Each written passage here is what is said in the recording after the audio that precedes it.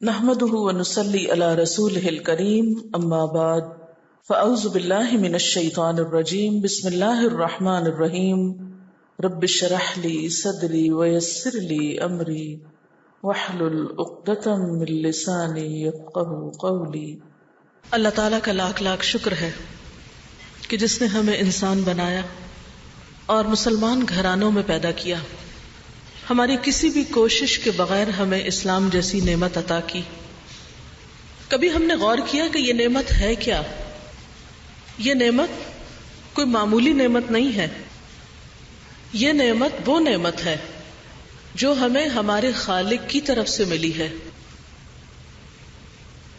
آپ صلی اللہ علیہ وسلم کی وفات سے 3 مہینے قبل جب آپ نے حجۃ الوداع کیا تھا، آخری حج کیا تھا، اس موقع پر ایک آیت اتری تھی آپ صلی اللہ علیہ وسلم پر کہ جس کے بارے میں یہود نے جب سنا اس آیت کو تو کہنے لگے کہ اگر یہ آیت ہمیں ملتی تو جس دن یہ آیت اتری تھی اس دن کو ہم اپنی عید کا دن بنا لیتے، کیونکہ یہ اتنا بڑا اعزاز ہے جو امت مسلمہ کو ملا ہے اللہ سبحانہ وتعالی کی طرف سے، اور وہ کیا ہے؟ الیوم اکملت لکم دینکم، آج میں نے تمہارے لیے تمہارا دین مکمل کر دیا، واتممت علیکم نعمتی، اور اپنی نعمت تم پر تمام کر دی، پوری کر دی، مکمل کر دی، یعنی پوری کی پوری نعمت یا نعمتوں میں سے کسی نعمت کا اگر کوئی تصور کیا جا سکتا ہے تو وہ نعمت اے امت مسلمہ میں نے تم کو عطا کر دی، اتنی بڑی نعمت کہ جس کے بعد کسی نعمت کا تصور نہیں کیا جا سکتا۔ اور وہ نعمت کیا ہے؟ وَرَضِيتُ لَكُمُ الْإِسْلَامَ دِينًا، کہ میں نے تمہارے لیے اسلام کو بطور دین پسند کر لیا۔ لیکن آج ہم ایک دو راہے پر ہیں، آج ہم اس نعمت کی قدردانی نہیں کر رہے، آج ہم مسلمان ہوتے ہوئے، اس نعمت کو پاس رکھتے ہوئے، اپنی اصل شکل میں اس کے موجود ہوتے ہوئے، پھر ہم حیران و پریشان ہیں کہ ہمیں کدھر جانا ہے، ہمیں کیا کرنا ہے، ہمارے مسائل کا حل کیا ہے، ہمارے دکھوں کا مداوا کیا ہے، ہماری مشکلات کا حل کہاں ہے؟ حل پاس موجود ہے لیکن نظریں دوسروں کی طرف لگائی ہوئی ہیں، دیکھ اوروں کی طرف رہے ہیں کہ شاید ہمارے دکھوں کا درما کوئی اور کرے۔ یاد رکھیے کہ ان اللہ لا یغیر ما بقوم حتی یغیروا ما بانفسہم، اللہ تعالیٰ کسی قوم کی حالت نہیں بدلتا جب تک کہ وہ اپنی حالت خود نہ بدلے۔ آج مسلمان جس حال میں ہیں یہ حال ان کا بدل نہیں سکتا جب تک کہ ہم میں سے ہر فرد اپنے آپ کو نہ بدلے، جب تک کہ ہم انفرادی سطح پر اور اجتماعی سطح پر اپنے اندر تبدیلی نہ پیدا کریں۔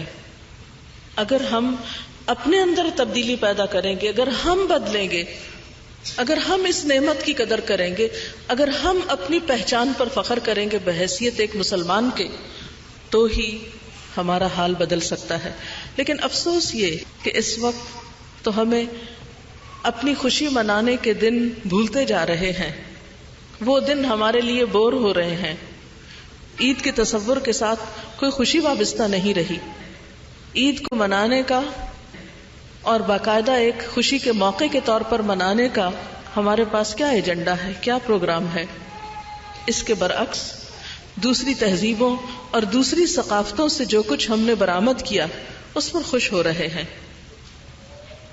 اس کی طرف دیکھ رہے ہیں۔ گویا وہ دین جو ایک مکمل دین تھا جس نے ہمیں خوشی اور غم کے سارے طریقے بتا دیے، آج اسی دین کے ماننے والے، اسی خیر کے اٹھانے والے، اسی کتاب کے حامل یہ نہیں جانتے کہ خوشی کیسے منائی جاتی ہے اور خوشی منانے کے دن کون سے ہوتے ہیں، اور ہمیں خوشی منانے کے لیے دوسروں کے نظریات، دوسروں کے افکار اور دوسروں کی تہذیب کا سہارا لینے کی ضرورت نہیں۔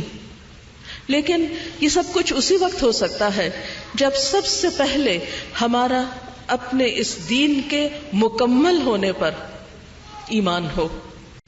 دوسری بات یہ ہے کہ دنیا اور آخرت کی کوئی بھلائی ایسی نہیں، کوئی خیر ایسا نہیں جس کی طرف ہمیں رسول اللہ صلی اللہ علیہ وسلم نے اس کی طرف نشاندہی نہ کر دی ہو۔ ہمیں آپ صلی اللہ علیہ وسلم نے بہترین طریقے پر رہنمائی عطا کی ہے۔ آپ سب جانتے ہیں کہ اسی حجۃ الوداع کے موقع پر آپ صلی اللہ علیہ وسلم نے 1,40,000 کے مجمع میں کیا فرمایا تھا کہ لوگوں بتاؤ، کیا جو کچھ میرے پاس اللہ کی طرف سے آیا تھا میں نے تم تک پہنچا دیا؟ تو لوگوں نے بیک زبان ہو کر کہا تھا کہ ہاں آپ نے پہنچا دیا، آپ نے امانت کا حق ادا کر دیا۔ اس وقت آپ صلی اللہ علیہ وسلم نے آسمان کی طرف شہادت کی انگلی اٹھا کر کہا تھا، اللہم فاشہد، اللہم فاشہد، اے اللہ تو گواہ رہنا کہ تو نے جو ذمہ داری مجھ پہ ڈالی تھی وہ میں نے ادا کر دی، میں نے امانت ادا کر دی، میں نے اپنی ذمہ داری پوری کر دی۔ گویا اللہ تعالیٰ نے بھی دین مکمل کر دیا۔ جو کچھ ہماری ضرورت تھا، خواہ ہماری جسمانی ضرورت، خواہ ہماری عقلی ضرورت، ہماری جذباتی ضرورت، ہماری روحانی ضرورت، تمام ضرورتوں کا اللہ سبحانہ وتعالیٰ نے بہترین طریقے سے بندوبست کر دیا۔ ہم کیوں نہیں سوچتے کمی کہاں ہے؟ کمی اس دین میں نہیں ہے، کمی اللہ تعالیٰ کی رہنمائی میں نہیں ہے، کمی اللہ کی مدد میں نہیں ہے، کمی ہے تو ہم میں ہے۔ آخر کیوں؟ ہم کیوں نہیں سوچتے؟ کیا آج ہماری زندگیاں اس کی گواہ نہیں کہ ہمارے دلوں میں خوشی نہیں؟ ہم اپنی جذبات کی تسکین کے لیے ایسے بھونڈے طریقے اختیار کرتے ہیں کہ جس میں حلال اور حرام کی پرواہ بھی نہیں کرتے۔ ہم اپنی روحانی تسکین کے لیے کتاب اللہ اور سنت رسول اللہ صلی اللہ علیہ وسلم کو چھوڑ کر ایسے ایسے خود ساختہ طریقے ایجاد کر چکے ہیں اور کرتے چلے جا رہے ہیں کہ جن کا کوئی اینڈ ہی نہیں۔ جس قوم کے پاس سب کچھ ہو، جس کو اللہ سبحانہ و تعالیٰ کی طرف سے اتنی بڑی عنایت ہو، ہر خیر کا راز اسے معلوم ہو، اس کے پاس ہو، اور جسے ہر شر کے بارے میں بتا دیا گیا ہو، یعنی نبی صلی اللہ علیہ وسلم کے ذریعے اللہ تعالیٰ نے ہر نقصان دہ چیز، ہر شر، ہر خرابی اور ہر برائی کے بارے میں ہمیں مطلع کر دیا۔ یعنی کوئی چیز ایسی نہیں جو انسانوں کی رہنمائی کے لیے ضروری تھی اور وہ اللہ تعالیٰ نے بھیجی نہ ہو، اور وہ رسول اللہ صلی اللہ علیہ وسلم نے پہنچائی نہ ہو، بتائی نہ ہو، دی نہ ہو۔ لیکن آج ان چیزوں کی موجودگی میں کہ انا نحن نزلنا الذکر وانا له لحافظون، کہ اس ذکر کے نازل کرنے والے بھی ہم ہیں اور اس کی حفاظت بھی ہم کریں گے۔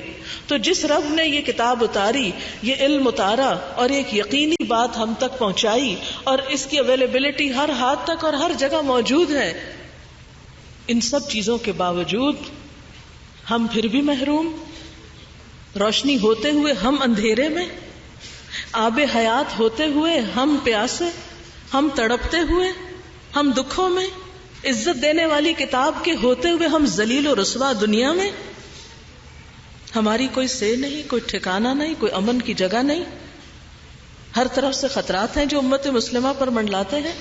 آخر کیوں؟ ہم کیوں نہیں سوچتے کمی کہاں ہے؟ کمی اس دین میں نہیں ہے، کمی اللہ تعالیٰ کی رہنمائی میں نہیں ہے، کمی اللہ کی مدد میں نہیں ہے، کمی ہے تو ہم میں ہے۔ ہم ڈیزرو کریں ان سب چیزوں کو تو اللہ تعالیٰ کی مدد آنے میں تو دیر نہیں لگے گی، لیکن بات یہ ہے کہ ہم تو بدلیں، ہم تو اس کی طرف رجوع کریں، ہم تو اس کے ہو جائیں، ہم تو اس کے وفادار بنیں۔ ہم نام اس کا لیتے ہیں لیکن مرضی دل کی مانتے ہیں، ہم بات اس کی کرتے ہیں، طریقوں پہ عمل غیروں کے کرتے ہیں۔ پھر یہ غداری نہیں تو کیا ہے؟ بے وفائی نہیں تو کیا ہے؟ کیا واقعی یہ اس دین کی قیمت ہے؟ کیا یہ واقعی اس دین کی قدردانی ہے؟ نہیں۔ لہذا آج اس دوراہے پہ کھڑے ہو کر ہمیں فیصلہ کرنا ہے کہ ہمیں کس کا بننا ہے، ہمیں کس طرف جانا ہے، ہمیں کس چیز کو قبول کرنا ہے، اپنی شناخت کے حوالے سے، اپنے مستقبل کے حوالے سے، اپنے آخرت کے انجام کے حوالے سے۔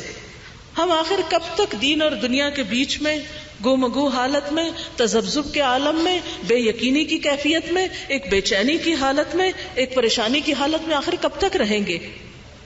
کیوں نہیں ہم فیصلہ کر لیتے کہ اے اللہ تو ہمارا خالق ہے، رزق تو ہمیں دیتا ہے، رہنمائی تو نے ہماری کی ہے، زندگی تیرے ہاتھ میں ہے، ہماری موت تیرے ہاتھ میں ہے، پلٹ کر تیری طرف جانا ہے، آخر ہم تیرے کیوں نہ بن جائیں؟ ہم دوسروں کی غلامی سے نکل کیوں نہیں آتے؟ اور سب سے پہلے تو خود اپنے نفس کی غلامی سے، سب سے پہلے تو خود اپنے اندر کے کمپلیکس سے۔ آخر ہم خالق کائنات کی رہنمائی کے ہوتے ہوئے پھر اسلام کے بارے میں شرمندہ کیوں ہیں؟ ہم دین کے احکامات کو پورے فخر کے ساتھ، اطمینان کے ساتھ، یقین کے ساتھ اور پورے اعتماد اور کانفیڈنس کے ساتھ آخر کیوں نہیں لیتے؟ ہمیں اللہ کے آگے جھکتے ہوئے کیوں شرم آتی ہے؟ ہمیں اللہ کی مرضی کے مطابق لباس پہنتے ہوئے کیوں گھٹن ہوتی ہے؟ ہمیں اللہ کے بتائے ہوئے طریقوں کے مطابق اپنی زندگی کے معاملات طے کرتے ہوئے آخر پریشانی کیوں ہوتی ہے؟ وہ کیا وجہ ہے؟ وہ کیا سبب ہے؟ سبب اپنے اندر کی گرہ ہے، اس کو کھولنا ہوگا۔ سبب اپنے اندر کی ایک اٹک ہے جسے نکالنا ہوگا اور پورے کا پورا اللہ کے دین میں داخل ہونا ہوگا۔ قرآن پاک میں اللہ سبحانہ وتعالیٰ فرماتے ہیں یا ایھا الذین آمنوا ادخلوا فی السلم کافہ، اے لوگو جو ایمان لائے ہو اسلام میں پورے کے پورے داخل ہو جاؤ۔ اپنی ذاتی زندگی میں، اپنی اجتماعی زندگی میں، اپنے شادی بیاہ کے معاملات میں، اپنے خوشی اور تہوار کے معاملے میں، ہر چیز میں سب سے پہلے اللہ کی ذات۔ ہم یہ تو دیکھتے ہیں کہ فلاں کیا کہے گا اور فلاں کیا کہے گا، ہم کیوں نہیں دیکھتے کہ جس کی بنائی زمین پر ہم کھڑے ہیں اور جس کے اطاعت گزار ہیں ہم، جس کے نام کا کلمہ ہم پڑھتے ہیں اور جس کی طرف پلٹ کر جانا ہے، اس کو ہم کیا جواب دیں گے؟ آخر ہماری وفاداری اسی کے ساتھ کیوں نہیں ہو جاتی؟ آخر ہم سب کی غلامی کا پندہ کاٹ کر صرف اس کے غلام کیوں نہیں ہو جاتے؟ سب سے پہلے جو کلمہ میں اور آپ پڑھتے ہیں لا الہ الا اللہ، اور دنیا کا یہ واحد ایسا کلمہ ہے کہ جو سب سے پہلے لا کہہ کے ہر چیز کی نفی کر دیتا ہے الا اللہ، سوائے اللہ کے۔ جب ہماری زبان یہ کہتی ہے کہ لا الہ الا اللہ تو ہمارا عمل اس کی تصدیق کیوں نہیں کرتا کہ واقعی کوئی الہ نہیں، کوئی بڑا نہیں سوائے اللہ کے، اور مجھے اس کی طرف سے آئی ہوئی بات کو ماننے میں کچھ بھی رکاوٹ نہیں، چاہے میری جان جائے، چاہے میرا مال جائے، چاہے کچھ بھی جائے، مجھے اس کا وفادار ہونا ہے جس کی طرف مجھے پلٹ کر جانا ہے، جس کے سامنے جا کر کھڑے ہونا ہے، جس کے سامنے جا کر مجھے حساب کتاب دینا ہے۔ لیکن یاد رکھیے یہ سب کچھ صرف تمناؤں اور خیالات سے نہیں ہوگا، یہ سب کچھ کرنے سے ہوگا۔ کرنے کے کام پھر کیا ہیں؟ کہاں سے شروع کریں؟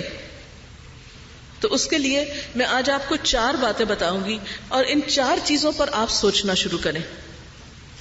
آپ کی زندگی انتہائی قیمتی زندگی ہے۔ آپ سب کو جو زندگی ملی ہے صرف ایک بار ملی ہے، یہ دوبارہ نہیں ملے گی۔ یہ اتنی قیمتی ہے کہ اس زندگی میں آپ جو کچھ کریں گے اسی پر منحصر ہے آپ کے کل کی زندگی۔ اگر آج آپ ایک کامیاب انسان کے طور پر زندگی بسر کرتے ہیں تو ہی کل کامیابی کی زندگی آخرت میں آپ کو ملے گی۔ لیکن اگر آج دنیا میں آپ وقت ضائع کر کے چلے جاتے ہیں اور کبھی ایک نعرے کے پیچھے چل دیتے ہیں، کبھی دوسرے کے، کبھی ایک بلانے والے کے نقش قدم کی پیروی کرنے لگتے ہیں اور کبھی دوسرے کے، کبھی ایک کی غلامی ہے کبھی دوسرے کی غلامی ہے، تو بات نہیں بنے گی۔ یہ زندگی تجربہ گاہ نہیں ہے، یہ زندگی صرف ایک بار ملی ہے اور اللہ تعالیٰ نے ہمیں اپنے لیے پیدا کیا تھا۔ ما خلقت الجن والانس الا لیعبدون، ہمیں اس نے اپنے لیے بنانا ہے، لہذا ہماری خیر خواہی اور بھلائی اور کامیابی اور فلاح اسی میں ہے کہ ہم اس کے بن جائیں، اس کے ہو جائیں، اس کے ہونے میں ہی ہماری کامیابی ہے۔ تو آئیے ہم دیکھتے ہیں ان 4 نکات کو، ان 4 باتوں کو جو میں ابھی آپ سے کرنے جا رہی ہوں، جو آج آپ یہاں سے سوچ لے کر انشاءاللہ اٹھیں گے اور پھر آئندہ دنوں میں آپ اپنے آپ سے پوچھیں گے کہ آپ کیا کر رہے ہیں۔ آپ دیکھیے کہ یہ زندگی جیسا کہ میں نے ابھی عرض کیا چونکہ ایک بار ملی ہے اور ہم سب چاہتے ہیں کہ ہم ایک کامیاب انسان کے طور پر زندگی بسر کریں، ہمیں ناکامی نہ ہو، ہمیں خسارہ نہ ہو۔ ہر شخص کو کامیابی کا لفظ، خوش قسمتی کا لفظ اچھا لگتا ہے۔ ہم میں سے ہر شخص یہ چاہتا ہے کہ وہ ہمیشہ کی کامیابی حاصل کر سکیں. اب دیکھیں کہ عام زبان میں جس کو ہم فیل ہونا کہتے ہیں، فیل ہونا ایک بہت ہی تکلیف دہ لفظ ہے. ناکام ہونا ایک بہت ہی پریشان کن بات ہے. فیلئر سے پاک زندگی کیسے ہو؟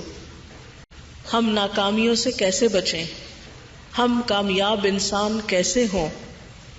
ہم کس طرح اپنے آپ کو ہمیشہ کی مشکلات سے بچا لیں؟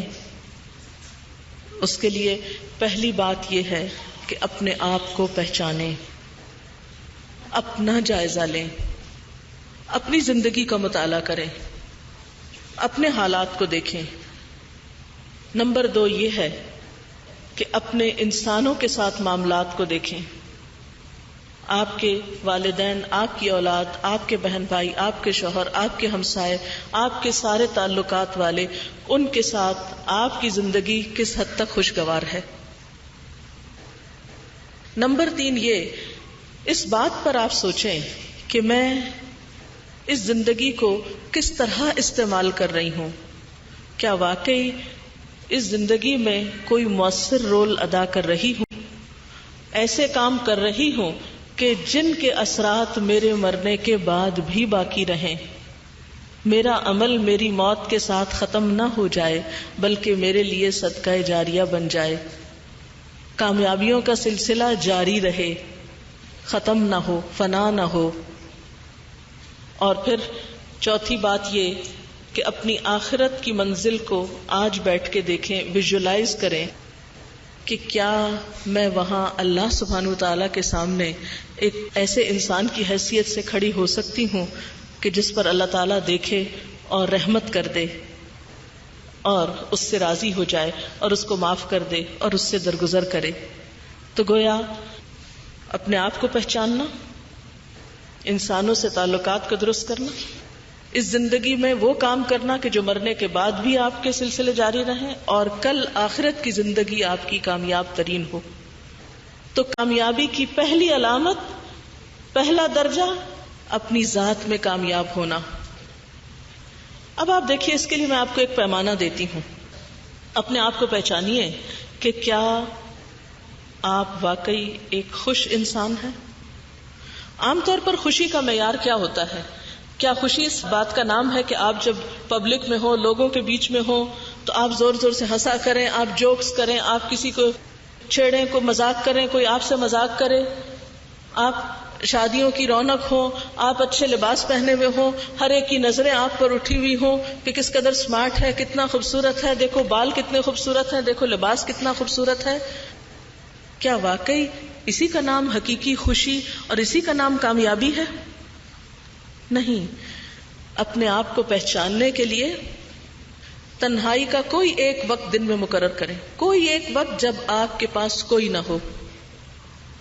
اس وقت اپنے آپ سے پوچھیں، کیا میں واقعی ایک خوش قسمت انسان ہوں؟ کیا میں حقیقی طور پر خوش ہوں؟ یعنی گویا دوسرے لفظوں میں تنہائی کے اوقات میں اپنا جائزہ لینا کہ میرے دل کی حالت کیا ہے، میرے اندر کی کیفیت کیا ہے، میرے اندر کتنا اطمینان ہے، کتنا سکون ہے، کتنی خوشی ہے، لوگوں کے رویوں سے کتنی بے نیازی ہے. اور اگر نہیں ہے تو آپ کامیاب انسان نہیں ہیں. کامیاب انسان وہ نہیں ہوتا جو لوگوں کی تعریف حاصل کر لے. کامیاب انسان وہ نہیں ہوتا جو بڑا مشہور ہو جائے اور ایک پبلک فگر بن جائے. کامیاب انسان وہ نہیں ہوتا جسے بظاہر لوگ دیکھ کر رش کیا کریں کہ ہائے کاش ہم بھی ایسے ہوتے. جیسے قارون تھا، تو آپ کو معلوم ہے کہ قارون کے پاس بہت خزانے تھے، اتنے خزانے کہ جو اونٹوں کے اوپر ان کی صرف چابیاں ہی لدی ہوئی ہوتی تھی. قرآن پاک میں قارون کا قصہ بتایا گیا ہے. لیکن اس کا انجام کیا ہوا؟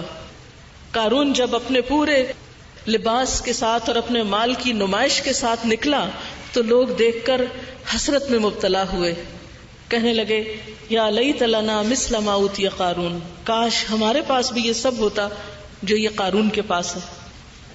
کیا واقعی قارون اس قابل تھا کہ اس پہ رش کیا جاتا؟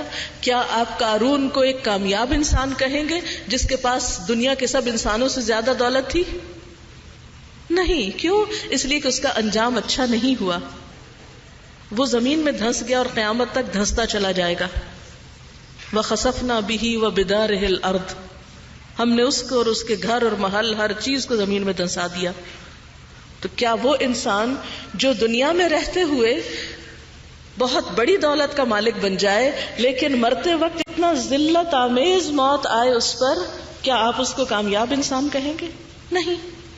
کامیابی مالدار ہونے کا نام نہیں، کامیابی بہت زیادہ مشہور ہونے کا نام نہیں. آپ نے دیکھا ہوگا کئی فلمی سٹارز ایسے گزرے ہیں کہ جنہیں دنیا میں حد سے زیادہ شہرت حاصل ہوئی، لیکن اس کے ساتھ ہی انجام ان کا کیا ہوا؟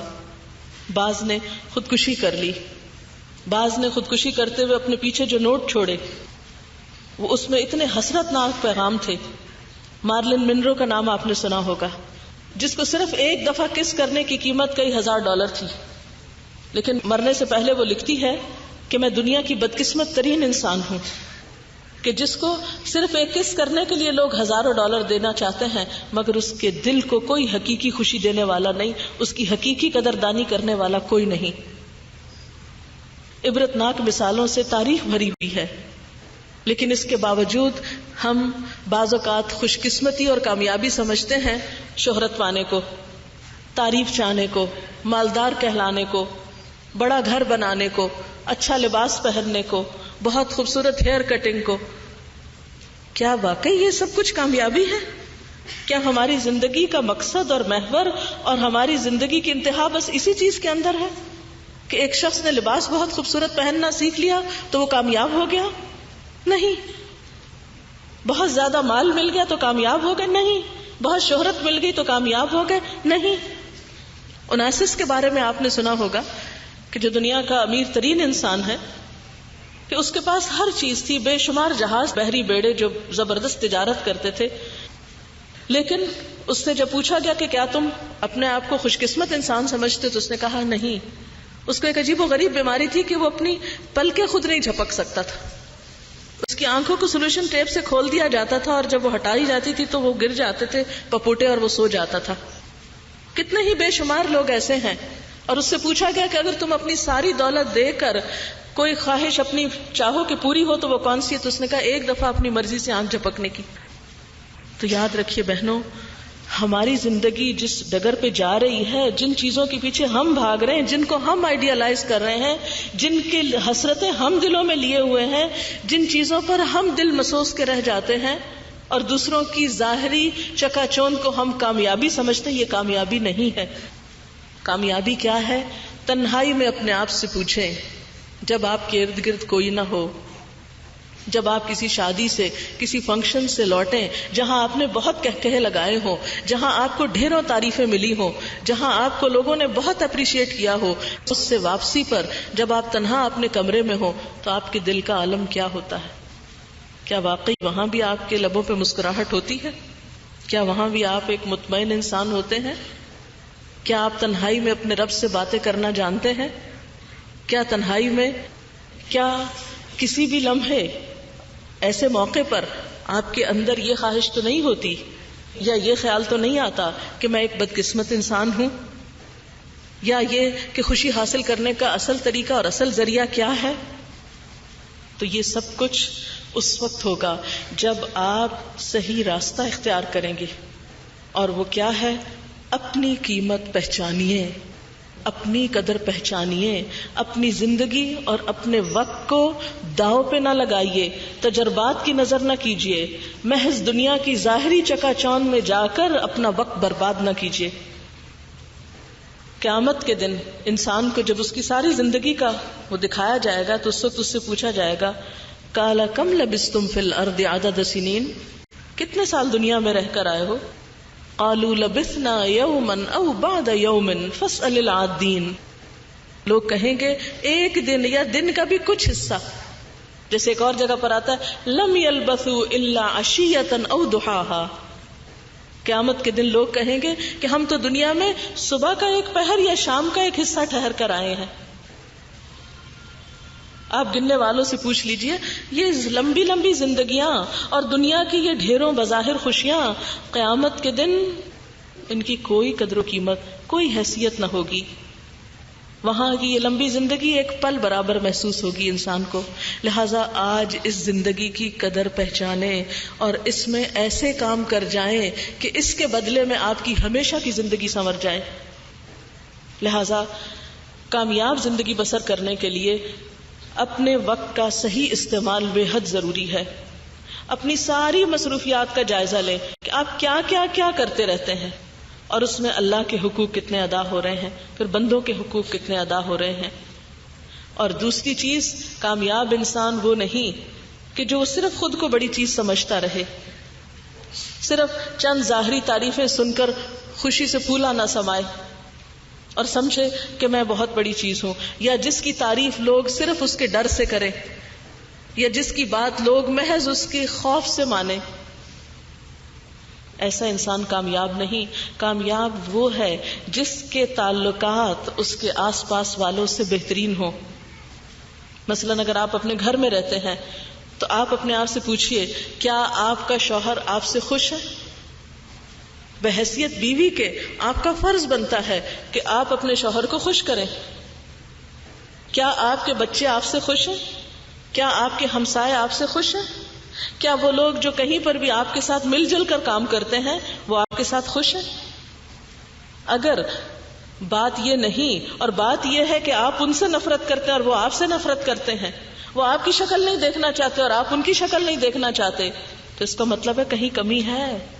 پھر ہم خوش قسمت انسان نہیں ہیں. ہاں ہم کتنے ہی خوبصورت کیوں نہ ہو، کتنے ہی گڈ لکنگ کیوں نہ ہو، کتنے ہی خوبصورت کپڑے ہمارے جسم پر کیوں نہ ہو، اگر لوگوں کو ہم سے سچی محبت نہیں اور ہمیں ان سے سچی محبت نہیں تو ہم خوش قسمت انسان نہیں ہو سکتے، ہم کامیاب انسان نہیں ہو سکتے. لہذا ہمیں لازمی طور پر اس پہلو پر غور کرنے کی ضرورت ہے کہ میں انسانوں کے حقوق میں کہاں کہاں کمی کر رہی ہوں. میں اپنے شوہر اور بچوں، والدین اور بہن بھائیوں کے حق میں کہاں کمی کر رہی ہوں. عام طور پر ہوتا یہ ہے کہ ہم سارے قصور دوسروں کے بتاتے ہیں. وہ ایسا ہے اس لیے میں اس کے ساتھ ایسا کرتی ہوں، وہ فلاں ایسا ہے، وہ فلاں ایسا ہے. آپ اپنے نوکروں سے پوچھئے کہ آپ کی قدر و قیمت کیا ہے، دوستوں سے پوچھئے، رشتہ داروں سے پوچھئے. لہذا اس پہلو پر خصوصی طور پر کام کرنے کی ضرورت ہے. پھر یہ تعلقات کس طرح درست کیے جائیں، کس طرح بہترین ہو سکتے ہیں، یہ کون ہمیں بتائے گا؟ جس طرح پہلے سوال کا جواب کون ہمیں دے گا کہ وقت کا بہترین استعمال کیسے ہو، اور وقت میں صرف مہینوں اور سالوں کا نہیں، گھنٹوں اور منٹس کا، منٹس تو کیا سیکنڈز کا صحیح استعمال. پھر یہ تعلقات کس طرح درست کیے جائیں، کس طرح بہترین ہو سکتے ہیں، یہ کون ہمیں بتائے گا؟ جس طرح پہلے سوال کا جواب کون ہمیں دے گا کہ وقت کا بہترین استعمال کیسے ہو، اور وقت میں صرف مہینوں اور سالوں کا نہیں، گھنٹوں اور منٹس کا، منٹس تو کیا سیکنڈز کا صحیح استعمال. اس لیے کہ وقت اتنی قیمتی چیز ہے کہ اگر ایک لمحہ بھی چلا جائے تو پوری دنیا کی دولت خرچ کر کے آپ اسے واپس نہیں لے سکتے. قیامت کے دن انسان کی زندگی کے بہت سے لمحات اس کے لیے باعث حسرت ہوں گے جن کو اس نے بیکار کاموں میں گزارا ہوگا، بیکار چیزوں میں بیکار وقت ضائع کیا ہوگا، جس میں اس نے کوئی مفید کام نہ کیا ہوگا. انسان اس وقت تڑپے گا اور پچھتائے گا کہ اے کاش مجھے ایک دفعہ مہلت ملتی تو میں اپنے ان سارے اوقات کو بہترین طرح استعمال کرتا. آپ دیکھیے مثلاً کسی کے دولت ختم ہو گئی تو وہ دوبارہ بھی کمائی جا سکتی ہے. زندگی میں آپ نے دیکھا ہوگا اگر ایک رشتہ فوت ہو جاتا ہے، دنیا سے چلا جاتا ہے، ایک دوست دور ہوتا ہے تو اللہ تعالیٰ اس کے بدلے میں کوئی نہ کوئی اور آپ کے لیے بندوبست کر دیتے ہیں. اگر آپ کی خدا نخواستہ صحت میں کوئی ایک چیز کا نقصان ہو جاتا ہے تو دوسری چیزیں آپ کے پاس موجود ہوتی ہیں. لیکن یاد رکھیے کہ جب ایک دفعہ وقت ہاتھ سے نکل جاتا ہے کوئی طریقہ ہے ہی نہیں اس زمین پر کہ وہ دن یا وہ گھنٹہ یا وہ منٹ آپ کا واپس آپ کو مل جائے. ایک نیا دن آپ کو ملتا ہے جو نیا ہوتا ہے، لیکن گزرنے والا گزر چکا ہوتا ہے. اس لیے کوئی دن بھی آپ کا بیکار نہ گزرے، کوئی دن اور کوئی وقت آپ کا ایسے کاموں میں نہ گزرے کہ جس سے آپ نے کوئی پروڈکٹیو یا کوئی مفید مثمر چیز حاصل نہ کی ہو. آپ دیکھیے کہ اور کچھ نہیں، کوئی کام نہیں آپ کے پاس کرنے کو، آپ موٹر میں بیٹھے کہیں جا رہے ہیں اور کچھ نہیں، ذکر کیجئے. ایک دفعہ الحمدللہ کہنا میزان کو بھر دیتا ہے، دل کو اطمینان نصیب ہوتا ہے، اللہ کا قرب نصیب ہوتا ہے. ہم آخر ان لمحات کو اپنے ہاتھ سے کیوں جانے دیتے ہیں، کیوں ضائع کر دیتے، کیوں گنوا دیتے ہیں؟ تو ہمیں جہاں اپنی قدر پہچاننی ہے وہ دراصل اپنے وقت کی قدر پہچانی، کیونکہ ہماری زندگی کیا ہے یا ہمارا وقت کیا ہے. وقت از اکول ٹو اور لائف. ٹائم کیا، ٹائم کس چیز کا نام ہے؟ ٹائم زندگی ہے، اور جو برف کی طرح پگھل رہی ہے، جیسے والعصر ان الانسان لفی خسر. قسم ہے زمانے کی، یقیناً انسان خسارے میں ہے، نقصان میں ہے. امام شافعی نے کہا تھا کہ اگر لوگ صرف اس ایک صورت کو اچھی طرح جان لیں، سمجھ لیں، تو وہ نقصان سے بچ جائیں. اور انہوں نے اس کو اس سے تشبیہ دی تھی کہ جیسے ایک برف بیچنے والا برف بیچ رہا ہوتا ہے اور وہ پکار رہا ہوتا ہے کہ لوگوں میری برف خرید لو، کیونکہ اگر پگھل گئی تو میرا سارا سرمایہ جو ہے وہ بہہ جائے گا، ضائع ہو جائے گا. تو بالکل اسی طرح اگر ہم اپنی زندگی کے لمحات استعمال نہیں کرتے تو یہ بھی ہمارے اوپر سے پگھل کے بس ویسٹ ہو رہے ہیں، ضائع ہو رہے ہیں، جا رہے ہیں. لہٰذا اگر آپ چاہتے ہیں کہ کامیاب ہوں تو سب سے پہلے اپنی زندگی اور اپنے وقت کی قدر پہچانیں، اپنے آپ کو مفید کاموں میں لگائیں. وہ مفید کام کون سے ہیں؟ وہ اللہ کی کتاب آپ کی رہنمائی کرے گی، وہ نبی صلی اللہ علیہ وسلم کی سنت آپ کی بہترین عملی رہنمائی کرے گی. آپ اپنے دن رات کیسے گزارا کرتے تھے، آپ کے طور طریقے کیا تھے، اور پھر اس کے بعد انسانوں سے تعلقات بہتر بنانے کے گر اور سلیقے کیا ہیں. پھر آپ کو اللہ کے رسول صلی اللہ علیہ وسلم کی زندگی سے بہترین معلومات ملیں گی. اور اس میں آپ صلی اللہ علیہ وسلم نے کیا فرمایا تھا؟ کیا میں تمہیں وہ طریقہ نہ بتا دوں کہ جس کے کرنے سے تمہاری باہم محبت پیدا ہو جائے گی، اور وہ ہے افشوا السلام بینکم، آپس میں سلام کو خوب رواج دو. اگر آپ اپنے گھر کے اندر ہی اس کی ابتدا کریں، صبح اٹھتے ہی اپنے شوہر کو سلام کریں، بچوں کو آپ ابتدا کریں، آپ آغاز کریں. صحابہ کرام کا طریقہ یہ ہوتا تھا کہ ایک دیوار بیچ میں حائل ہو جاتی تھی، پھر سامنے آتے تھے، پھر سلام کرتے تھے. تو انسانی تعلقات کو بہترین بنانے کے بہت سے طریقوں میں ٹاپ موسٹ طریقہ جو ہے وہ سلام کو عام کرنے کا ہے. مسکراہٹ کے ساتھ سلام. یہ کیسے ہو سکتا ہے کہ ایک بہو اور ساس دونوں ہر روز آپس میں ایک دوسرے کو مسکرا کے سلام کریں اور پھر لڑائی بھی کریں؟ وہ لڑائی اور فتنے اور جو مس انڈرسٹینڈنگز اور لیک آف کمیونیکیشن سے بہت ساری چیزیں بگڑتی ہیں، وہ اس وجہ سے کہ ہم نے ایک پہلی ابتدائی سنت ہی کو بھلا دیا. تو کامیاب انسان وہ ہے جس کے انسانوں کے ساتھ تعلقات بہترین ہیں. اور پھر تیسری چیز یہ کہ کامیاب انسان وہ ہے کہ جو اس زندگی کو مؤثر طریقے سے گزارتا ہے. وہ صرف وقت کو کاٹ نہیں رہا، وہ صرف وقت گزار نہیں رہا، وہ صرف آج کے لیے کام نہیں کرتا، وہ کل کے لیے بھی کام کرتا ہے. قرآن پاک میں اللہ سبحانہ و تعالیٰ فرماتے ہیں وَلْتَنْظُرْ نَفْسٌ مَا قَدَّمَتْ لِغَدٍ.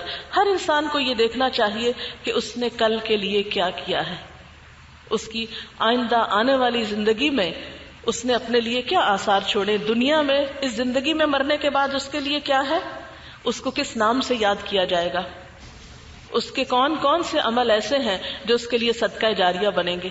اور پھر کل کی زندگی میں، آخرت کی زندگی میں جو کامیاب ہے وہی دراصل کامیاب ہے. جو وہاں آگ سے بچا لیا گیا، جو وہاں کی رسوائی سے بچا لیا گیا، وہ ہے اصل کامیاب انسان. تو یہ جو تیسری چیز ہے کہ آپ اس زندگی میں ایک افیکٹو اور مؤثر رول پلے کریں. یعنی ایک تو زندگی ہے کہ بس آئے دنیا میں ایک روٹینی زندگی گزاری اور چلے گئے اور بات ختم. نہ دل میں کوئی تڑپ ہے، نہ امنگ ہے، نہ تمنا ہے، نہ کچھ کرنے کی خواہش ہے، اور نہ ہی اپنے پیچھے کوئی آثار چھوڑنے کی. اور ایک یہ ہے کہ انسان ایک ایک دن اس طرح گزارے کہ جب اس دنیا سے جائے تو بعد میں اس کو اچھے لفظوں سے یاد کیا جائے. حضرت ابراہیم علیہ السلام نے اپنے لیے ایک دعا مانگی تھی وَاجْعَلْ لِي لِسَانَ صِدْقٍ فِي الْآخِرِينَ کہ یا اللہ بعد میں آنے والوں میں مجھے سچی ناموری عطا کر، میں اچھے لفظوں سے پہچانا جاؤں. اور اس سے مراد کوئی شہرت پانا نہیں، مراد یہ ہے کہ جب میں جاؤں تو لوگوں کے لیے ایک اچھی مثال ہوں، لوگوں کے لیے ایک رہنمائی کا ذریعہ ہوں. اور پھر آپ دیکھیے کہ بہترین انسان کون ہے. نبی صلی اللہ علیہ وسلم نے فرمایا خیر الناس من ينفع الناس. بہترین انسان وہ ہے جو لوگوں کو نفع پہنچاتا ہے، جو لوگوں کے فائدے کے لیے زندگی گزارتا ہے، جو لوگوں کی بھلائی چاہتا ہے. اور اس میں آپ دیکھیں کہ کتنا ریوارڈ ہے اس کام میں کہ آپ دوسروں کے خیر خواہ ہو جائیں. مثلا ایک بندہ مومن جب اپنے مومن بھائی کے لیے غائبانہ طور پہ دعا کرتا ہے، مثلا آپ کو نہیں پتا اور میں آپ کے لیے دعا کر رہی ہوں یا آپ میرے لیے دعا کر رہے ہیں، تو اللہ سبحانہ و تعالیٰ ایک فرشتہ مقرر کر دیتے ہیں. وہ فرشتہ آمین کہتا ہے اس شخص کی دعا پر کہ یا اللہ اس دعا کو قبول کر. اور دوسرا یہ کہ دعا کرنے والے کے لیے دعا کرتا ہے کہ یا اللہ اس کو بھی وہ دے جو یہ کسی کے لیے مانگ رہا ہے. قرآن پاک میں آتا ہے وَمَنْ جَاهَدَ فَإِنَّمَا يُجَاهِدُ لِنَفْسِهِ، جو محنت کرے گا، جو جد و جہد کرے گا، جو بھاگ دوڑ کرے گا، یعنی انسانوں کے فائدے کے لیے کوشش کرے گا، وہ انسانوں کو تو فائدہ پہنچائے گا ہی، لیکن اس کا اصل فائدہ خود اسی پر پلٹے گا. حدیث پاک میں آتا ہے جو بندہ کسی دوسرے کی مدد میں ہوتا ہے اللہ تعالیٰ اس وقت تک اس کی مدد میں ہوتے ہیں جب تک وہ دوسرے کی مدد کرتا ہے. جو شخص کسی انسان سے دنیا کی کوئی تکلیف دور کر دیتا ہے، اس کی کوئی پریشانی دور کر دیتا ہے، اس کا کوئی دکھ دور کر دیتا ہے، اس سے کوئی تکلیف دہ چیز ہٹا دیتا ہے، اللہ تعالیٰ قیامت کے دن کی اس شخص کی تکلیفوں میں سے کوئی تکلیف اس سے ہٹا دیں گے. تو گویا کسی کی مدد کرنا دراصل اپنی مدد کرنا ہے، کسی کا خیال رکھنا دراصل اپنا خیال رکھنا ہے، کسی کا شکریہ ادا کرنا. وَمَن يَشْكُرْ فَإِنَّمَا يَشْكُرُ لِنَفْسِهِ، جو شکر ادا کرتا ہے، کسی کے لیے تھینک فل ہوتا ہے، کسی کے احسان کو مانتا ہے، کسی کے لیے مہربانی کے جذبات رکھتا ہے، وہ دراصل اپنے ہی فائدے کے لیے کرتا ہے. تو گویا ہمارا انسانوں کے لیے بھلائی کے کام کرنا، نیکی کے کاموں میں سبقت کرنا، جد و جہد کرنا، بھاگ دوڑ کرنا، یہ سب الٹیمیٹلی خود ہم ہی کو فائدہ دے گا اس دنیا میں بھی اور آخرت میں بھی. آپ سوچئے کہ نبی صلی اللہ علیہ وسلم نے فرمایا انسان جب دنیا سے چلا جاتا ہے تو اس کے عمل کی کتاب بند ہو جاتی. 3 چیزیں بعد میں بھی فائدہ دیتی ہیں. نمبر 1 نیک اولاد جو اپنے ماں باپ کے لیے دعائیں کرتی ہے. نیک اولاد. ہم سب خواتین ہیں، ہم سب سوچیں کہ ہم اپنے بچوں کی نیکی کے لیے اور نیک کاموں کے لیے کتنے حریص ہیں، کتنے کوشاں ہیں. کیا عملی تدابیر ہم نے اختیار کر رکھی ہیں کہ ہمارے بچے نیکی کے راستے پر چلیں. ہم کتنی دعائیں مانگتے ہیں ان کی صلاح کے لیے، بھلائی کے لیے. ہم سب ان کی دنیا کے لیے تو ضرور پریشان ہو جاتے ہیں. بچہ اگر بیمار ہو تو پریشان ہوتے ہیں، بچہ اگر پڑھے نہیں تو سخت پریشان ہوتے ہیں، بچے کو جاب نہ ملے پڑھنے کے بعد تو ہمارا دل کٹ کے رہ جاتا ہے، بچے کی ازدواجی زندگی کامیاب نہ ہو تو ماں باپ کو سکون اور چین نہیں ہوتا. لیکن ہم کیسے مہربان ماں باپ ہیں جو کبھی نہیں پلٹ کے سوچتے کہ ہمارا وہ بچہ جو اللہ کے دین سے دور ہوتا چلا جا رہا ہے، کل آخرت میں اس کا کیا ہوگا. جبکہ اللہ تعالیٰ نے صاف صاف بتا دیا یا ایھا الذین آمنوا قوا انفسکم واہلیکم نارا، اے لوگو جو ایمان لائے ہو اپنے آپ کو اور اپنے گھر والوں کو آگ سے بچاؤ. ہم والدین کا کیا فرض نہیں کہ اپنے بچوں کو آگ سے بچائیں، ان کی بھلائی کی فکر کریں، ان کے لیے تڑپیں، ان کے لیے دعائیں مانگیں. اور پھر اس میں آپ دیکھیے کہ نیک اولاد جو بعد میں آپ کے لیے صدقہ جاری ہوگی. جب تک وہ بچے زندہ ہیں، جب تک وہ نمازیں پڑھ رہے ہیں اور ربنا اغفر لی ولوالدی وللمؤمنین کی پکار کر رہے ہیں، آپ کو قبر میں بھی اس کا اجر ملتا رہے گا. ایک حدیث میں آتا ہے کہ برزخ میں جب ایک بندہ مومن کا درجہ بلند کیا جاتا ہے، اس کو آپ یوں ہی سمجھ سکتے ہیں جیسے اکانومی کلاس سے کسی کو اپ گریڈ کر کے فرسٹ کلاس میں بٹھا دیا جائے، تو وہ شخص پوچھتا ہے کہ یہ کس لیے، یہ کیسے ہو گیا؟ تو بتایا جاتا ہے کہ یہ تمہاری اولاد کی بخشش کی دعاؤں کی وجہ سے ہوا.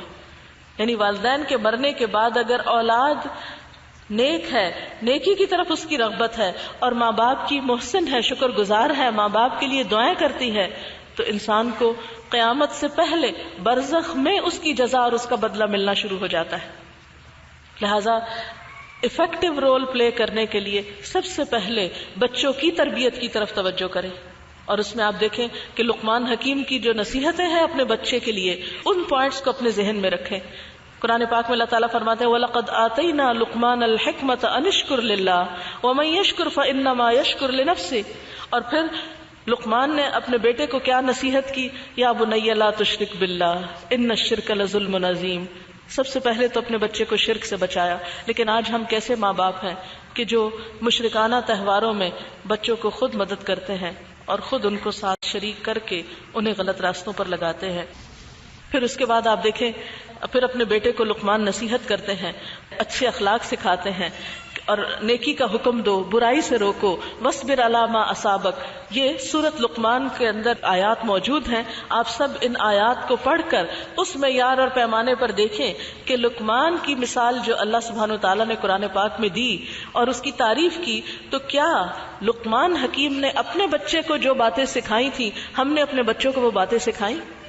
کیا ہم نے ان پر کبھی غور کیا؟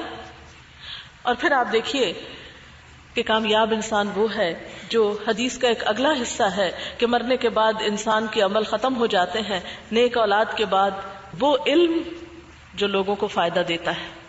آپ سب اپنے آپ سے پوچھئے کہ کیا آپ نے کسی کو کوئی خیر اور بھلائی کی بات سکھائی، کوئی کتاب لکھی، کوئی اس سلسلے میں کسی کو کوئی اچھا مشورہ دیا؟ علم کو پھیلانے میں آپ کا کیا کردار ہے؟ آپ کو معلوم ہے کہ نبی صلی اللہ علیہ وسلم کو سب سے پہلا حکم جو ملا تھا، آسمان سے زمین کا رشتہ جب وحی کے ذریعے جوڑا تھا تو سب سے پہلا کام کیا تھا؟ اقرا، پڑھو. اور آج ہمارے ملک کی 67% عورتیں ان پڑھ ہیں. تو جب عورت ہی ان پڑھ ہو، عورت ہی جاہل ہو، تو نسلوں کی نسلیں جاہل ہوں گی، نسلوں کی نسلیں بغیر تربیت کے ہوں گی. کل پڑھ رہی تھی کہ گلگت کے علاقے میں تقریباً 12 اسکولوں کو دھماکے سے اڑا دیا گیا کہ وہ بچیوں کے لیے قائم کیے گئے تھے. جس ملک کے مسلمانوں کا حال یہ ہو کہ وہ اسکولوں کو دھماکوں سے اڑا دیں، وہاں پھر حالت کیا ہوگی جہالت کی. تو ہم جو اس دو راہے پہ کھڑے ہیں اور ہمیں سمجھ نہیں آتی کہ ہمیں کس طرف جانا ہے، تو اس کے لیے اگر ہم کچھ نہیں کر سکتے تو اپنی ذات سے ابتدا تو کریں، جو ہمارے فرائض ہیں ان کو پورا تو کریں.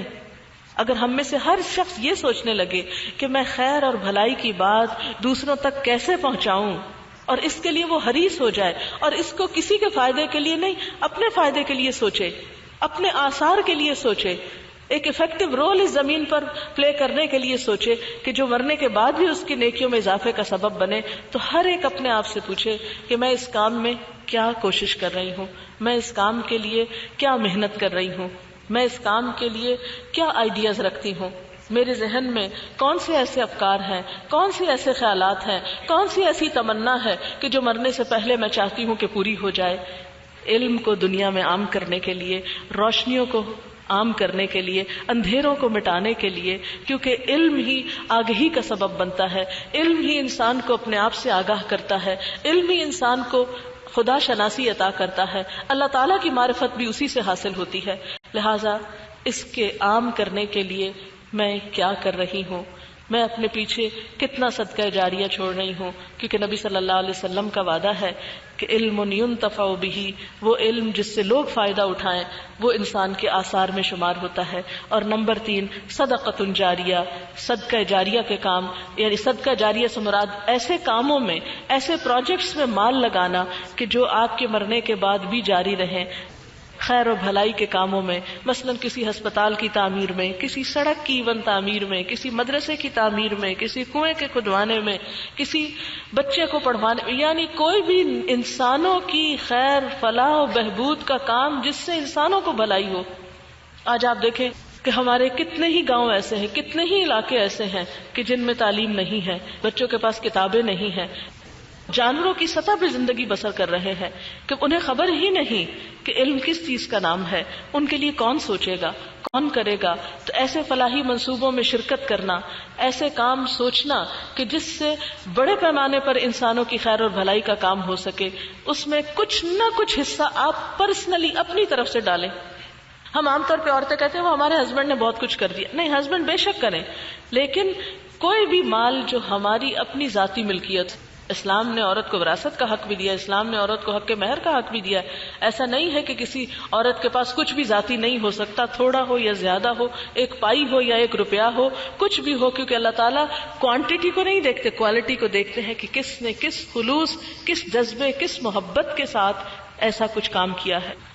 اور یہ ایک اور بات یہ ہے کہ جب بھی ہم کوئی افیکٹو رول پلے کرنے کی بات کرتے ہیں تو ہم سمجھتے ہیں کہ بہت بڑا کام ہو تو وہ تو ہے افیکٹو رول، یا یہ کہ ہم کوئی ایجاد کر دیں، یا یہ کہ ہم کوئی بہت مشہور انسان ہو جائیں، یا کوئی بہت بڑے بڑے کام کر جائیں. نہیں، اگر ایک چھوٹا سا کام جو دنیا میں کسی کو بھی پتہ نہیں چلا کہ یہ آپ نے کیا ہے، اللہ تعالیٰ کے ہاں وہ بھی لکھا جائے گا، اللہ تعالیٰ کے ہاں وہ بھی آپ کے آثار میں شمار ہوگا.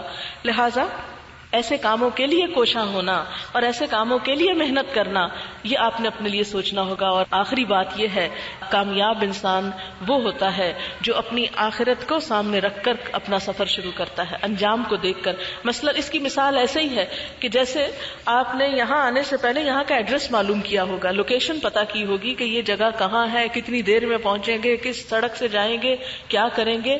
اور اگر آپ کے پاس اس جگہ کا ایڈریس ہی نہیں اور آپ گاڑی لے کے گھر سے نکل جاتے ہیں کہ خود ہی کہیں گھومتے گھومتے پہنچ جائیں گے، تو یہ سب وقت ضائع کرنا ہوگا. لہذا کامیابی کا انحصار اس پر ہے کہ آپ اپنی آخرت کے بارے میں کیا سوچتے ہیں، اس کی آپ نے کتنی تیاری کر رکھی ہے. اگرچہ یہ جتنے پہلے سٹیپ میں نے آپ کو بتائے یہ سارے الٹیمیٹلی اسی کی طرف ہمیں لے جاتے ہیں. لیکن ایک انسان دنیا میں کتنا بھی کامیاب ہو، مثلا دنیا میں وہ اپنی ذات میں مگن ہے، بہت خوش ہے، اسے لوگوں سے بے نیازی ہے، اس کے لوگوں ساتھ بھی اچھے ہیں تعلقات، مال و دولت بھی ہے اس کے پاس، اور اسی طرح بڑے بڑے رفائی کام کر رہا ہے، بڑے بڑے منصوبے اور بڑے بڑے پروجیکٹس اس نے بنائے ہوئے ہیں، بڑی شہرت ہے اس کی نیکی کے کاموں کی. لیکن کیا بنے گا اس وقت جب آخرت میں ان کاموں میں سے کوئی چیز بھی کام نہ آئے اور کچھ بھی اللہ کی خاطر نہ کیا گیا ہو اور کسی بھی چیز میں اخلاص نہ ہو. لہٰذا کوئی بھی نیکی کا کام آپ کریں گے تو اپنی آخرت کو سامنے رکھ کر کہ میرا گھر وہ ہے، میری منزل وہ ہے، مجھے وہاں پہنچنا ہے، وہاں کامیاب ہونا ہے. آپ حضرت آسیہ کی مثال کو اپنے سامنے رکھا کریں کہ جب فرعون نے اس پر ظلم کی انتہا کر دی تھی تو انہوں نے کیا دعا مانگی تھی؟ رب ابن لی انک بیتا فی الجنہ، اے رب میرے لیے اپنے پاس جنت میں گھر بنا دے، اپنے پاس جنت میں گھر چاہیے، تیرے پاس جنت میں جانا چاہتی ہوں. لہٰذا یہ ایک عورت کی دعا ہے. اب آپ دیکھیں کہ ایسی کوئی دعا کسی مرد کی نقل نہیں ہوئی، اللہ نے اس عورت کو کتنی حکمت دے رکھی تھی. کبھی بھی اپنے آپ کو عورت سمجھ کر مظلوم نہ سمجھے، کمتر نہ سمجھے، احساس کمتری میں مبتلا نہ ہو، اور اس فلسفے کو تو دل سے نکال ہی دیں کہ عورت کچھ نہیں کر سکتی. نہیں، عورت تو نسلوں کو سنوارتی ہے، عورت تو قوموں کی تاریخ بدل دیتی ہے. نسلیں آپ کے ہاتھ میں ہیں، مرد اور عورتوں کی باغ آپ کے ہاتھ میں ہے. اگر آپ ایک رول ماڈل ہوگی، اگر آپ ایک مؤثر کردار ادا کریں گی تو انشاءاللہ العزیز قوم کی تقدیر بدلے گی، امت مسلمہ کی تقدیر بدلے گی. مایوسی کی ضرورت نہیں. پھر ہم دو راہ پر نہیں، ایک ہی راہ پر ہوں گے، اور وہ راہ صراط مستقیم کی راہ ہوگی، وہ راہ اللہ سے ملانے والی ہوگی، وہ راہ جس میں کسی قسم کا کوئی خوف و خطر اپنے دل کے اندر نہیں ہوگا، خواہ وہ راہ آسان ہو یا مشکلات سے بھری ہوئی ہو. لیکن شوق کا سفر، اس کا کچھ مول نہیں. شوق کا سفر جب شروع ہوتا ہے، جب دلوں میں اللہ کی محبت جاگ اٹھتی ہے، جب انسانوں کو اپنی منزل نظر آنے لگتی ہے، جب انسانوں پر اپنی زندگی کے مقاصد واضح ہو جاتے ہیں، جب انسان اپنے دلوں میں پرسکون ہوتے ہیں، جب انسان اپنے ماحول میں پرسکون ہوتے ہیں، جب انسان زندگی میں ایسا مفید انسانوں کی بھلائی کا کام کرتے ہیں کہ جس سے الٹیمیٹلی پھر ان کو سکون دنیا اور آخرت میں ملتا ہے، اور جن انسانوں کی آخرت کامیاب ہوتی ہے وہی دراصل کامیاب لوگ ہیں. اور اس کے لیے وہ جتنی بھی قربانی کریں وہ ان کے لیے کوئی قربانی کی حیثیت نہیں رکھتی. تو اللہ تعالیٰ سے دعا ہے کہ ہمیں بہترین کاموں کی توفیق دے، ہمیں ایک بھرپور زندگی بسر کرنے کی توفیق دے، ہمیں ایک ایکٹیو رول ادا کرنے کی توفیق دے، ہمیں اپنی ذات کو پہچاننے کی توفیق دے، ہمیں انسانوں کی خدمت کی توفیق عطا کر. اور اے اللہ تو ہمیں اپنی آخرت کو بہترین طور پر اس کے لیے محنت کرنے اور سنوارنے کی توفیق عطا کر. اللہ تعالیٰ آپ سب سے راضی ہو، ہم سب کا حامی و ناصر ہو. آپ سب کے لیے دعائیں اور محبتیں. اللہ تعالیٰ آپ کو ہمیشہ دونوں جہانوں میں خوش رکھے اور بہترین کاموں کی توفیق دے. مجھے امید ہے آپ ان 4 نکات پر ضرور غور فرمائیں گے. تھوڑی سی دعا مانگ لیتے ہیں اور اس کے ساتھ ہی پھر اجازت چاہوں گی. سبحان اللہ والحمد للہ ولا الہ الا اللہ واللہ اکبر ولا حول ولا قوة الا باللہ العلی العظیم. اللہم صل علی محمد وعلی آل محمد کما صلیت علی ابراہیم وعلی آل ابراہیم انک حمید مجید. اللهم بارك على محمد وعلى آل محمد كما باركت على إبراهيم وعلى آل إبراهيم إنك حميد مجيد. ربنا آتنا في الدنيا حسنة وفي الآخرة حسنة وقنا عذاب النار. ربنا لا تزغ قلوبنا بعد إذ هديتنا وهب لنا من لدنك رحمة إنك أنت الوهاب. ربنا هب لنا من أزواجنا وذرياتنا قرة أعين واجعلنا للمتقين إماما. يا حي يا قيوم برحمتك نستغيث لا إله إلا أنت سبحانك إني كنت من الظالمين. یا اللہ پاک ہمیں اپنے دین کی قدر کرنے کی توفیق عطا فرما. یا اللہ ہمیں اپنے دین کی قدر پہچاننے کی توفیق عطا فرما. یا اللہ اس نعمت کا شکر ادا کرنے کی توفیق دے. یا اللہ ہمارے دین نے ہمیں جو بھی خیر اور بھلائی دی ہے اس سب سے بھرپور فائدہ اٹھانے کی توفیق عطا فرما. یا اللہ جس شر سے ہمارے دین نے ہمیں آگاہ کیا ہے ہمیں ہر اس شر سے محفوظ رکھنا. یا رب العالمین ہماری زندگیوں کو، اس دنیا کی زندگی کو اور آخرت کی زندگی کو کامیاب بنا دے. یا اللہ ہمیں دونوں جہانوں کی بھلائیاں عطا فرما. یا اللہ ہمیں بہترین، فعال اور مؤثر افیکٹو کردار ادا کرنے کی توفیق عطا فرما. یا رب العالمین جو نعمتیں، جو صلاحیتیں، جو علم، جو مال، جو جسمانی قوتیں تو نے ہمیں عطا کی ہیں ہمیں اپنے راستے میں بھرپور طریقے سے استعمال کرنے کی توفیق دے. یا اللہ ہمیں صدقہ جاریہ کے کاموں کی توفیق عطا فرما. یا رب العالمین ہماری موت کو آسان کر دینا، ہمیں سکرات موت سے بچا لینا. یا رب العالمین ہمیں قبر کے عذاب سے بچا لینا، دوزخ کے عذاب سے محفوظ رکھنا. یا اللہ ہمیں صالحین کی صحبت نصیب فرما. یا اللہ ہمیں نیک لوگوں کی محبت اور صحبت نصیب فرما اور اپنے ان بندوں میں ہمیں شامل کر لے جن پر تو نے انعام فرمایا ہے. یا اللہ ہمیں نبی صلی اللہ علیہ وسلم کی شفاعت نصیب فرمانا. یا اللہ آپ کے ہاتھوں حوض کوثر سے پانی نصیب فرمانا. یا اللہ آپ کی ملاقات کا شرف نصیب فرمانا. یا اللہ اپنے دیدار سے محروم نہ کرنا. یا رب العالمین اپنے دیدار کی لذت سے ہماری آنکھوں کو، دلوں کو ٹھنڈا کر دینا. یا رب العالمین ہمیں اپنی محبت دے دے. یا اللہ ہمیں اپنے قرب کی اور اپنے نزدیکی کی لذت عطا کر دے. یا اللہ ہمیں اپنے ذکر اور شکر کی توفیق عطا فرما دے. یا اللہ علم کے راستے ہمارے لیے آسان کر دے. یا اللہ ہمارے گھر والوں کو ہمارا مددگار بنا دے. یا اللہ ہمارے آس پاس کے لوگوں کو ہماری ذات سے بہترین فائدہ پہنچے. یا اللہ ہمارے دلوں میں نور پیدا کر دے، ہماری نگاہوں اور ہمارے سماعت اور بصیرت میں نور پیدا کر دے. یا اللہ ہم ساری دنیا کے فائدے کے انسان ہو جائیں. امت مسلمہ کو، پاکستان کو ایک بہترین رول ادا کرنے کی توفیق دے. یا اللہ تیری انسانیت جو بھی دکھوں میں ہے، تیری مخلوق، تیرے بندے جو بھی کسی تکلیف میں مبتلا ہیں، یا اللہ ان کی تکلیفیں دور فرما. یا اللہ ہمیں دوسروں کی خدمت کرنے والا بنا. یا اللہ تو ہمیں ایک دوسرے سے محبت عطا کر. یا اللہ مسلمانوں کو باہم اتفاق عطا فرما. یا اللہ ان کے دلوں کو جوڑ دے. یا اللہ نفرتیں، عداوتیں اور فرقہ واریت کو دور کر دے. یا رب العالمین ہمیں اپنے لیے خالص کر لے. یا اللہ ہماری نیتوں کو صرف اپنے لیے خالص کر لے. یا اللہ تو ہمیں اپنی رحمت سے ڈھانپ لے. یا اللہ ہمارے گناہوں کی طرف نہ دیکھنا، اپنی رحمت کے ساتھ ہمیں بخش دینا. یا اللہ جنت الفردوس میں جگہ عطا فرمانا. یا اللہ نیک لوگوں کے ساتھ رکھنا. یا رب العالمین تو ہم تمام جو بھی کوئی بیمار ہے ان تمام بیماروں کو صحت کاملہ عطا فرما. یا اللہ جو بھی دکھی لوگ ہیں ان کے دکھ دور فرما. جو اپنے بچوں کی شادی کے لیے پریشان ہیں ان کی پریشانی دور فرما. یا اللہ جو بے اولاد ہیں انہیں اولاد کی نعمت نصیب فرما. یا اللہ تو ہمیں دنیا اور آخرت کی خیر اور بھلائیاں نصیب فرما. یا اللہ سب آنے والوں کو بہترین جزا عطا فرما. انتظام کرنے والوں کے لیے یہ مجلس صدقہ جاریہ بنا دے. یا رب العالمین ہم سب کو خیر و بھلائی سے نواز دے. ربنا تقبل منا انک انت السمیع العلیم وتب علینا انک انت التواب الرحیم. وصلی اللہ تعالی علی خیر خلقہ محمد وعلی آلہ واصحابہ واہل بیتہ اجمعین برحمتک یا ارحم الراحمین. الہی آمین. سبحانک اللہم وبحمدک نشہد ان لا الہ الا انت نستغفرک ونتوب الیک. والسلام علیکم ورحمۃ اللہ وبرکاتہ. يا أيها الذين آمنوا اتقوا الله ولتنظر نفس ما قدمت لغد واتقوا الله إن الله خبير بما تعملون ولا تكونوا كالذين نسوا الله فأنساهم أنفسهم أولئك هم الفاسقون لا يستوي أصحاب النار وأصحاب الجنة أصحاب الجنة هم الفائزون